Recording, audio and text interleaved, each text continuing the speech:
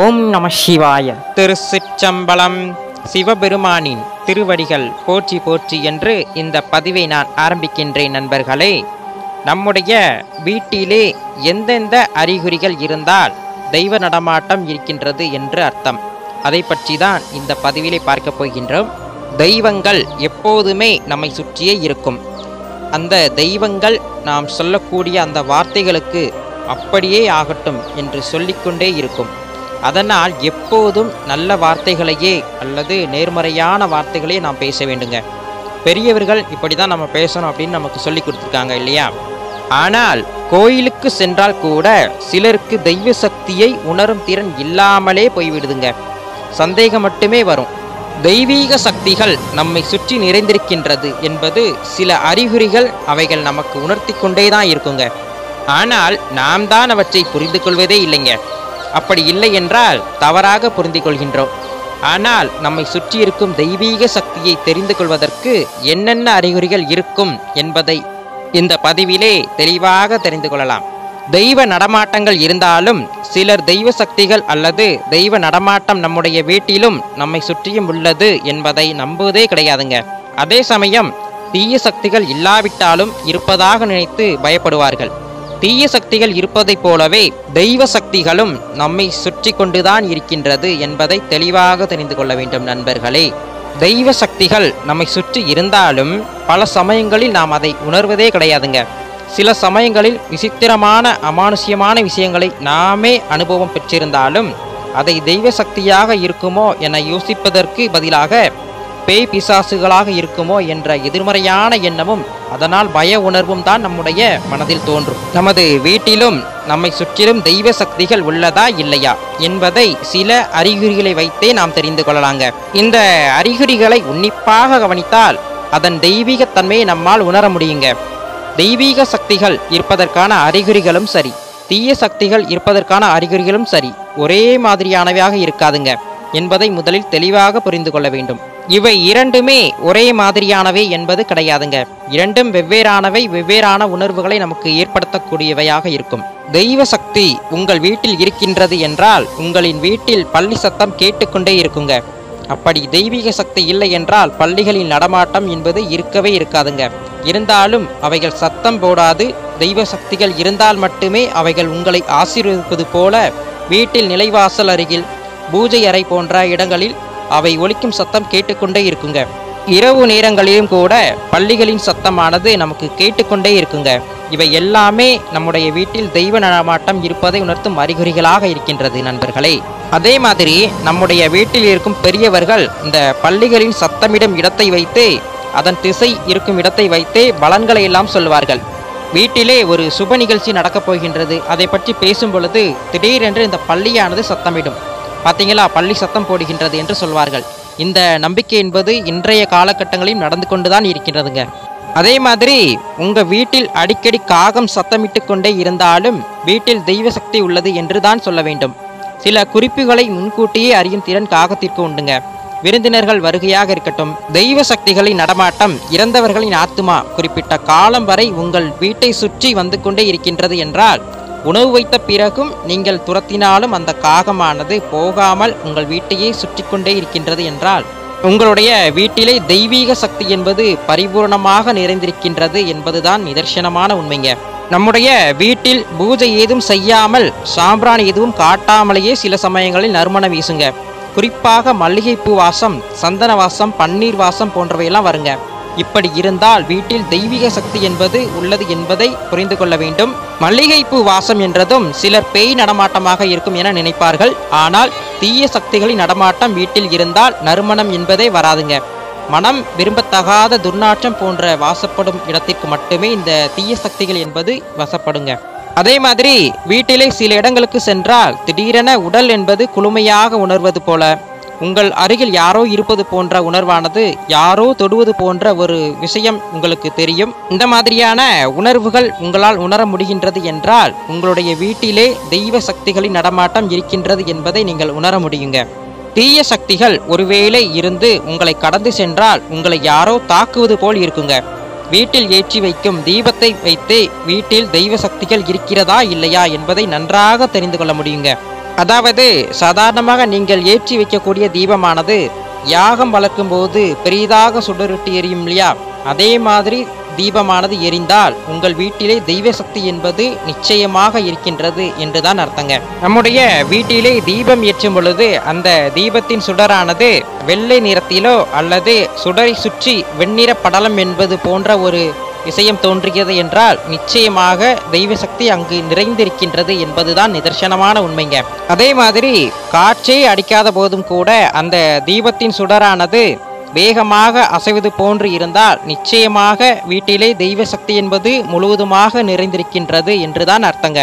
அதே மாதிரி தீபம் ஏற்றும் பொழுது படபடவென அந்த சத்தமிடுவது போல் இருந்தால் தெய்வ சக்தி உள்ளதை நீங்கள் உணர்ந்து கொள்ள முடியும். அதே சமயம் தீய சக்திகள் அந்த வீட்டிலே இருந்தால் தீபம் ஏற்றும் பொழுது அணைந்து கொண்டே இருக்குங்க.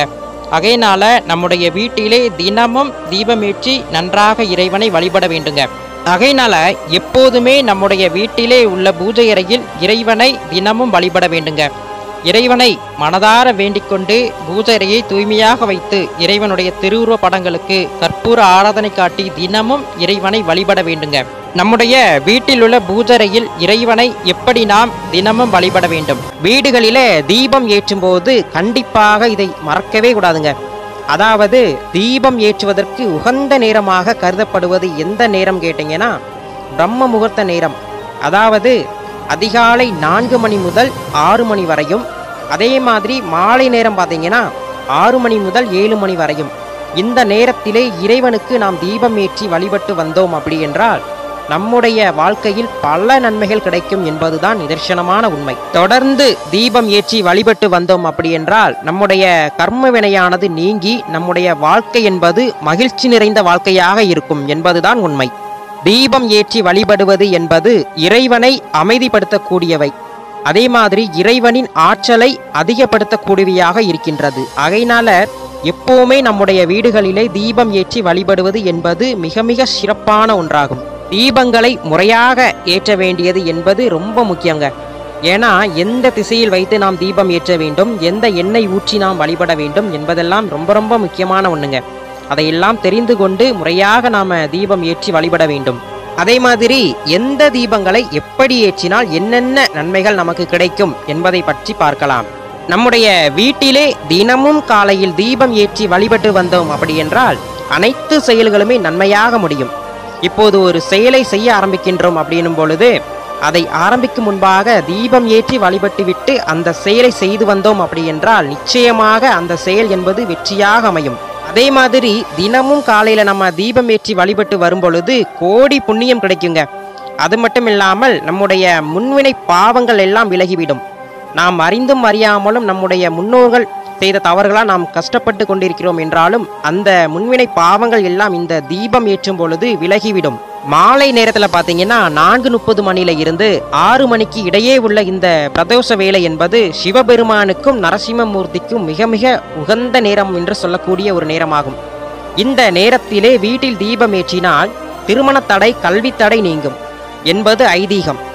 மேலும் வீட்டில் மகாலட்சுமியின் அருள் என்பது முழுமையாக நிறைந்திருக்கும். பொதுவாக ஒவ்வொரு தீபத்திற்கும் ஒவ்வொரு விதமான பலன்கள் வீட்டில் தீபம் ஏற்றுவதால் கிடைப்பது உண்டு. மண்ணால் செய்யப்பட்ட விளக்கில் தீபம் ஏற்றும் பொழுது நம்முடைய வீட்டில் இருக்கக்கூடிய பீடைகள் அனைத்தும் விலகும். வெள்ளி விளக்கில் தீபம் ஏற்றி வழிபட்டு வந்தோம் அப்படி என்றால் திருமகள் அருள் என்பது நிச்சயமாக கிடைக்கும். அதே மாதிரி இந்த பஞ்சலோக விளக்கு என்று சொல்லக்கூடிய அந்த விளக்கிலே நாம் தீபம் ஏற்றி வழிபட்டு வந்தோம் அப்படி என்றால் தேவதை வசியம் என்பது உண்டாகும். வெண்கல விளக்கில் தீபம் ஏற்றி வழிபட்டு வந்தோம் என்றால் நம்முடைய வீட்டில் இருக்கக்கூடிய அனைவருக்கும் நோய் நொடி இல்லாமல் ஆரோக்கியம் என்பது நிச்சயமாக கிடைக்கும். இரும்பினால் செய்யப்பட்ட விளக்கில் தீபம் ஏற்றி வழிபட்டு வந்தோம் என்றால் சனி கிரக தோஷம் என்பது விலகிவிடும். காரிய வெற்றிக்கு வெற்றிலை தீபம் ஏற்றி வழிபடுவது மிக மிக நன்மையை தரும் என்பதுதான் உண்மை. பசுமாட்டின் நெய்யினால் தீபம் ஏற்றி வழிபட்டு வந்தோம் என்றால் நம்முடைய வாழ்க்கையில் மோட்சம் என்பது நிச்சயமாக கிடைக்கும். அதே மாதிரி நம்முடைய பாவங்கள் எல்லாம் நீங்கி மகாலட்சுமி அருள் என்பது நம்முடைய வீடுகளிலே முழுவதுமாக நிறைந்திருக்கும். வெள்ளிக்கிழமைகளில் சகல ஐஸ்வர்யங்களும் பெருகுவதற்கு உப்பு தீபம் ஏற்றி வழிபடுவது மிக மிக நன்மையை தரும். அதுபோல ஜலதீபம் ஏற்றி வழிபடுவது குடும்பத்தில் இருக்கும் உஷ்ணம் போன்ற அனைத்து பிரச்சனைகளும் தணிந்து குளிர்ச்சியுறும் என்பது நம்பிக்கை. மிளகு தீபம் பைரவருக்கு ஏற்றி வழிபடக்கூடிய ஒரு அற்புதமான தீபங்க. இதை வீட்டில் வைத்து தாராளமாக வழிபடலாம். கடன் தொல்லை நீங்க பைரவரை நினைத்து வீட்டில் மிளகு தீபம் ஏற்றி வழிபட்டு வந்தோம் என்றால் நம்முடைய கடன் தொல்லை என்பது நிச்சயமாக குறைந்துவிடும். அதிலும் வளர்ப்பிறை மற்றும் தேய்பிறை இந்த அஷ்ட திதிகளில் வீட்டிலே மிளகு தீபம் ஏற்றி வழிபட்டு வந்தோம் என்றால் நம்முடைய வீடுகளில் இருக்கக்கூடிய அனைத்து பிரச்சனைகளும் தீரும் என்பது பெரும் நம்பிக்கை. ஐஸ்வர்யம் தரக்கூடிய தீபங்கள். ஒருமுகமாக தீபத்தை ஏற்றினால் நாம் நினைத்த காரியங்கள் அனைத்தும் நன்மையில் முடியும். இருமுக தீபம் ஏற்றினால் குடும்ப ஒற்றுமை என்பது நிச்சயமாக கிடைக்கும். 3 முக தீபம் அப்படின்பதை ஏற்றினால் புத்திர தோஷம் நீங்கும். 4 முக தீபம் ஏற்றினால் பசு பூமி செல்வம் சர்வ பீடை நிவர்த்தியாகும். 5 முக தீபம் ஏற்றினால் சகல நன்மைகளும் ஐஸ்வர்யங்களும் பெருகும். தாமரை தண்டு நூல் தீபம், அதாவது நம்ம குத்து விளக்கிற்கு பயன்படுத்தக்கூடிய அந்த திரிகள் இருக்கு இல்லையா, அந்த திரிகளின் பயன்பாடுகளில் கூட அதிக மாறுபாடுகள் இருக்கின்றது. பருத்தி பஞ்சு வைத்து நம்ம தீபம் ஏற்றி வழிபட்டு வந்தோம் அப்படி என்றால் குடும்பம் என்பது சிறப்பாக இருக்கும். அதே மாதிரி நம்ம குடும்பத்திலே நல்ல நல்ல சுப காரியங்கள் எல்லாம் நடக்கும். அதே மாதிரி வாழைத்தண்டின் நாரினால் தீபம் ஏற்றி வழிபட்டு வந்தோம் என்றால் நம்முடைய முன்ஜென்ம பாவங்கள், முன்னோர்கள் சாபம், தெய்வ குற்றங்கள் நீங்கி அமைதி உண்டாகும் வீட்டிலே. தாமரை தண்டு நூலில் தீபம் ஏற்றினால் முன்வினை பாவங்கள் அனைத்தும் நீங்கி நம்முடைய வாழ்க்கையில் நிலைத்த செல்வம் என்பது நிச்சயமாக கிடைக்கும். அதே மாதிரி இந்த வெள்ளை எருக்கம்பட்டையில் தீபம் ஏற்றி வழிபட்டு வந்தோம் என்றால் வீட்டில் செல்வம் குறையாமல் இருக்கும், பெருகிக்கொண்டே இருக்கும். புதிய மஞ்சள் துணியில் தீபம் ஏற்றி வழிபட்டு வந்தோம் என்றால் தீராத நோய்கள் குணமாகும் என்பது நிதர்சனமான உண்மை. பல நாட்களாக நோய் இருக்கின்றது, சரியாகவே இல்லை என்று நீங்கள் இருந்தால் இந்த மஞ்சள் துணியில் தீபம் ஏற்றி வழிபடுங்கள், கண்டிப்பாக சரியாகிவிடும். எந்த திசை நோக்கி விளக்கேற்றினால் என்னென்ன நன்மைகள் நமக்கு கிடைக்கும் என்பதை பார்ப்போம். பொதுவாக கிழக்கு நோக்கி விளக்கு ஏற்றுவது நம்முடைய துன்பங்கள் அனைத்தையும் நீக்கிவிடும், குடும்பத்தில் நன்மைகள் ஏற்படும். மேற்கு திசையில் விளக்கு ஏற்றுவது கடன் தோஷம் இவை எல்லாமே நீங்கிவிடும். வடக்கு நோக்கி நாம் தீபம் ஏற்றி வழிபட்டு வந்தோம் என்றால் திருமண தடை என்பது நீங்கிவிடும். தெற்கு நோக்கி நாம் தீபம் ஏற்றி விளக்கு ஏற்றவே கூடாதுங்க. அப்படி ஏற்றினால் கண்டிப்பாக அதை நீங்கள் நிறுத்திவிடுங்கள். நிச்சயமாக நீங்கள் தெற்கு நோக்கி விளக்கு ஏற்றவே கூடாது, மரண பயம் ஏற்படும் என்பதுதான் உண்மை. பொதுவாக பார்த்தீங்கன்னா பெரிய பெரிய கோவில்களில் கிழக்கு நோக்கி தான் தீபம் ஏற்றும் முறை என்பது இருக்கும். அதனால எப்போவுமே நம்முடைய வீடுகளிலும் சரி கிழக்கு நோக்கி தீபம் ஏற்றி வழிபடுவது மிகுந்த நன்மையை நமக்கு தரும். அதனால எப்போவுமே கிழக்கு நோக்கி வழிபடுவது மிகுந்த பயன் தரும். எந்த ஒரு காரணத்தை கொண்டும் தெற்கு நோக்கி நாம் தீபம் ஏற்றி வழிபடவே கூடாதுங்க. அதே மாதிரி தீபம் ஏற்றும் போது கண்டிப்பாக சொல்ல வேண்டிய மந்திரம். பொதுவாக நம்ம மந்திரம் எதுவும் சொல்லாம தான் தீபம் ஏற்றி வழிபடுவோம். ஆனால் ஒரு முறையாவது மந்திரம் சொல்லி வழிபட்டு பாருங்கள், பலவிதமான நன்மைகள் நமக்கு கிடைக்கும். தினசரியும் தீபம் ஏற்றும் போதும் நாம் சில மந்திரங்களை கூறி தீபம் ஏற்றினோம் என்றால் அதற்கு நல்ல பலன்கள் என்பது நிச்சயமாக கிடைக்கும். தீபம் ஜோதி பரபிரம்மம், தீபம் ஜோதி ஜனார்தனம், தீபோ மே ஹரது பாபம், தீபம் ஜோதி நமோஸ்துதே, தீபம் கரோதி கல்யாணம், ஆரோக்கியம் தனசாப்தபம், சத்ரு புத்தி விநாயச, தீபஜோதி நமோஸ்துதே என்ற மந்திரத்தை கூறி தீபம் ஏற்றி நாம் வழிபட்டால் பலவிதமான நன்மைகள் நமக்கு கிடைக்கும். எப்போவுமே நம்ம சின்ன மந்திரத்தையாவது நம்ம தீபம் ஏற்றி வழிபட்டு வந்தோம் என்றால் நமக்கு பலவிதமான நன்மைகள் என்பது நிச்சயமாக கிடைக்கும். எந்த மந்திரங்களும் தெரியலனாலும் சாதாரணமாக சிவபெருமானுடைய மந்திரத்தை நாம் சொல்லிக்கொண்டு தீபம் ஏற்றி வழிபடலாம். ஓம் நமச்சிவாய, தென்னாடுடைய சிவனே போற்றி, எந்நாட்டவர்க்கும் இறைவா போற்றி, ஓம் நமச்சிவாய இந்த மந்திரத்தை நீங்கள் சொல்லி வழிபடலாம். காயத்ரி மந்திரம் தெரிந்தாலும் அந்த மந்திரத்தை நாம் சொல்லிக்கொண்டும் தீபம் ஏற்றி வழிபடலாம். இதுவரைக்கும் என்னென்ன தீபங்கள் ஏற்றலாம் என்று பார்த்தோம். என்னென்ன தீபங்கள் வீட்டில் ஏற்றக்கூடாது என்பதை பற்றி இதை பார்க்கலாம். வீடுகளிலே தெரியாமல் கூட இந்த பஞ்சதீப எண்ணெய் என்று சொல்லக்கூடிய அந்த எண்ணெயில் தீபம் ஏற்றவே கூடாதுங்க. அதே மாதிரி இலுப்பை எண்ணெய், விளக்கு எண்ணெய், எள் தீபம், எலுமிச்சை தீபம், தேங்காய் தீபம் இது மாதிரியான இந்த தீபங்களை கண்டிப்பாக வீட்டில் ஏற்றவே கூடாதுங்க. இந்த எலுமிச்சை தீபம், தேங்காய் தீபம், எள் தீபம் இந்த மாதிரியான தீபங்கள் எல்லாம் கோவில்களுக்கு சென்று தான் நாம் முறையாக ஏற்றி வழிபட வேண்டும். எள் தீபம் என்பது சனீஸ்வரருக்கு சனீஸ்வர தோஷம் போக ஏற்படுத்தும் முக்கியமான ஒரு விளக்காகும். இதை வீட்டில் வைத்து ஏற்றினால் எதிர்மறை ஆற்றல் என்பதுதான் ஏற்படும். ஆகையினால எல் தீபம் என்பதை வீட்டில் ஏற்றவே கூடாதுங்க. எல் தீபம், எலுமிச்சை தீபம், தேங்காய் தீபம் இந்த மாதிரியான தீபங்களை எல்லாம் வீட்டில் வைத்து வழிபடக்கூடாது என்கிறது ஜோதிடம். எனவே எல் விளக்கை வீட்டில் வைத்து ஏற்றவே கூடாதுங்க. அதே போல துர்க்கை அம்மனுக்கு ஏற்றப்படும் எலுமிச்சை தீபத்தை எக்காரணம் கொண்டும் வீட்டில் ஏற்றவே கூடாதுங்க. ரொம்ப உக்கிரமான தெய்வங்களுக்கு ஏற்றப்படக்கூடிய இந்த பரிகார தீபங்களை கண்டிப்பாக வீட்டில் ஏற்றவே கூடாது என்பதை கட்டாயமாக நினைவில் கொள்ள வேண்டும் நண்பர்களே. பொதுவாக தீபம் ஏற்றினால் எண்ணெய் முழுவதும் தீர்ந்து தீபம் தானாக அணையும் வரை விட்டுவிடக் கூடாது. பொதுவாக இந்த தீபத்தை பூவினால் நாம் குளிர்விக்கலாம் அல்லது குச்சியால் குளிர்விக்க வேண்டும். இந்த மாதிரி தான் நாம் விளக்கினை குளிர்விக்க வேண்டும்.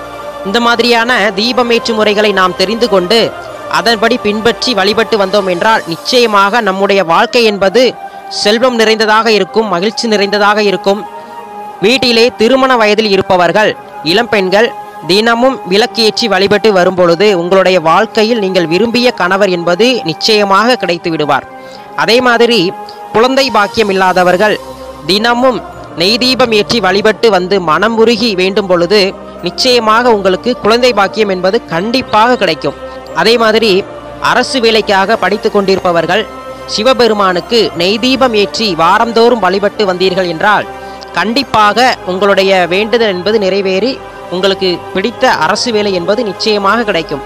அதே மாதிரி பள்ளியிலும் கல்லூரியிலும் படிக்கக்கூடிய மாணவ மாணவிகள் கல்வியில் சிறந்து விளங்க நீங்கள் செய்ய வேண்டியது, வீட்டிலே தினமும் தீபம் ஏற்றி வழிபடும் முறையை நீங்கள் கடைபிடித்து வந்தீர்கள் என்றால் நிச்சயமாக நீங்கள் கல்வியில் சிறந்து விளங்குவீர்கள் என்பது எந்த ஒரு சந்தேகமும் இல்லை. எல்லாமல்ல சிவபெருமானின் அருளாலும் அனைத்து தெய்வங்களின் அருளினாலும் நீங்கள் கல்வியில் சிறந்து விளங்கி பெரிய உத்தியோகத்திற்கு வருவீர்கள் என்பதுதான் உண்மை. நண்பர்களே, இந்த பதிவிலே தீபமேற்று முறைகளும், எந்த திசையில் வைத்து தீபமேற்றி வழிபட வேண்டும், எந்த எண்ணெய் ஊற்றி தீபமேற்றி வழிபட வேண்டும், எந்த தீபமேற்றி வழிபட்டால் என்னென்ன பலன்கள் என்பதை பற்றி தெளிவாக கூறியுள்ளேன். இந்த தீபமேற்று முறைகளை நீங்கள் சரியான முறையில் கடைபிடித்து வந்தீர்கள் என்றால் உங்களுடைய வாழ்க்கையில் எந்த ஒரு குறைவில்லாமல், நோய் நொடி இல்லாமல் சிவபெருமானின் அருளால் நிச்சயமாக உங்கள் வாழ்க்கை என்பது மகிழ்ச்சி நிறைந்த வாழ்க்கையாக இருக்கும்.